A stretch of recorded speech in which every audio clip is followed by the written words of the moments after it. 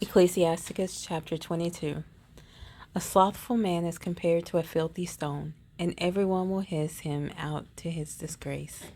A slothful man is compared to the filth of a dunghill. Every man that takes it up will shake his hand. An evil-nurtured man is the dishonor of his father that begat him, and a foolish daughter is born to his loss. A wise daughter shall bring an inheritance to her husband, but she that liveth dishonestly is her father's heaviness. She that is bold dishonoreth both her father and her husband, but they both shall despise her. A tale out of season is his music in mourning, but stripes and correction of wisdom are never out of time. Whoso teacheth a fool is as one that glueth a potsherd together, and as he that waketh one from a sound sleep. He that telleth a tale to a fool speaketh to one in a slumber. When he hath told his tale, he will say, What is the matter? If children live honestly and have wherewithal, they shall cover the baseness of their parents. But children, being haughty, through disdain and want of nurture, do stain the nobility of their kindred. Weep for the dead, for he hath lost the light, and weep for the fool, for he wanteth understanding. Make little weeping for the dead, for he is at rest, but the life of the fool is worse than death. 7 days do men mourn for him that is dead, but for a fool and an ungodly man all the days of his life.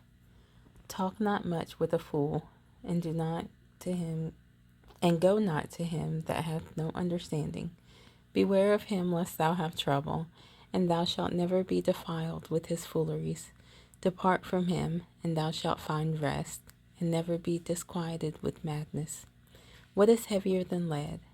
And what is the name thereof but a fool? Sand and salt and a mass of iron is easier to bear than a man without understanding. As timber girt and bound together in a building cannot be loose with shaking, so the heart that is established by advised counsel shall fear at no time. A heart settled upon the thought of understanding is as a fair plastering on the wall of a gallery. Pale set on a high place will never stand against the wind, so a fearful heart in the imagination of a fool cannot stand against any fear. He that pricketh the eye will make tears to fall, and he that pricketh the heart maketh it to show her knowledge.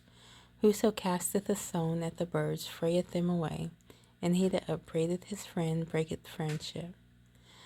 Though thou drewest the sword at thy friend, yet despair not, for there may be a returning to favor. If thou hast opened thy mouth against thy friend, fear not, for there may be a reconciliation, except for upbraiding, or pride, or disclosing of secrets, or a treacherous wound. For these things every friend will depart. For these things every friend will depart. Be faithful to thy neighbor in his poverty, that thou mayest rejoice in his prosperity. Abide steadfast unto him in the time of his trouble, that thou mayest be heir with him in his heritage. For a mean estate is not always to be contemned, for the rich that is foolish to be had in admiration.